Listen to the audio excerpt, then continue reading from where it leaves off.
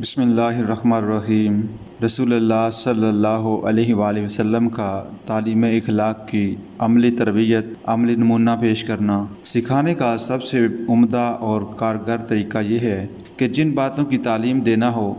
ان کو نہ صرف زبان سے ہی کہا جائے بلکہ ان کا عملی نمونہ لوگوں کے سامنے پیش کیا جائے، کیونکہ انسان سننے کی بنسبت دیکھ کر زیادہ سیکھتا ہے۔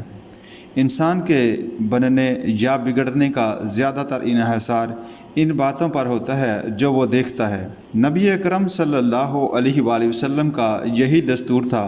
کہ آپ لوگوں کو کسی بات کی ترغیب دینے سے پہلے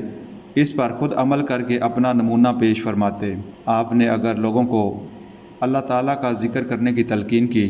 تو خود اس پر اس طرح عمل کیا کہ کبھی ایک لمحے کے لیے بھی یاد خدا تعالیٰ سے غافل نہیں ہوئے۔ لوگوں کو اللہ کی راہ میں خرچ کرنے کی ترغیب دی تو خود کبھی مال جمع نہیں کیا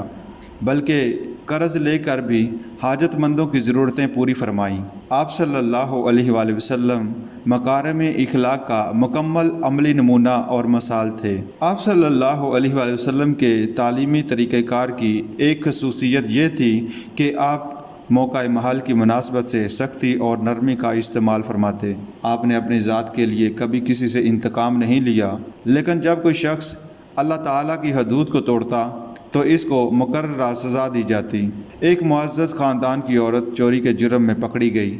تو بڑی مؤثر سفارشوں کے باوجود آپ نے اس پر شرعی حدود جاری فرما دیں اور حدود میں سفارش کرنے پر اپنی ناراضگی کا اظہار فرمایا، لیکن ایک دیہاتی نے اپنی کم علمی کی وجہ سے مسجد نبی صلی اللہ علیہ وآلہ وسلم میں پیشاب کر دیا تو آپ نے صحابہ اکرام رضی اللہ تعالیٰ عنہ کو اس کے ساتھ سختی کرنے سے منع فرمایا۔ پھر اس دیہاتی کو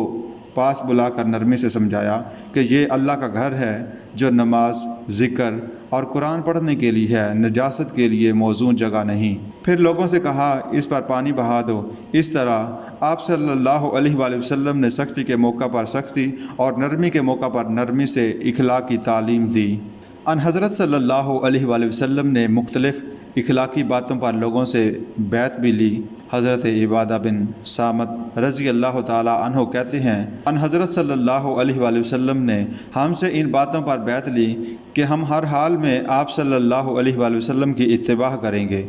عدل و انصاف قائم کریں گے اور دین کے معاملے میں کسی کی ملامت کی پرواہ نہیں کریں گے۔ قرآن حکیم میں آپ صلی اللہ علیہ وآلہ وسلم سے کہا گیا کہ جو عورتیں ایمان لانا چاہیں وہ بیعت میں آپ صلی اللہ علیہ وآلہ وسلم سے ان باتوں کا عہد کریں کہ چوری نہیں کریں گی، بدکاری نہیں کریں گی، اپنی اولاد کو قتل نہیں کریں گی، بہتان نہیں باندھیں گی اور آپ صلی اللہ علیہ وآلہ وسلم کی نافرمانی نہیں کریں گی۔ الغرض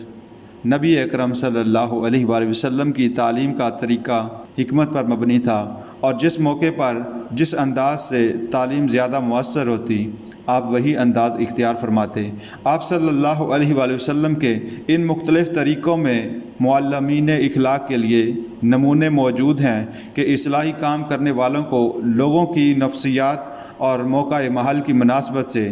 پورے طور پر آگاہی ہونی چاہیے۔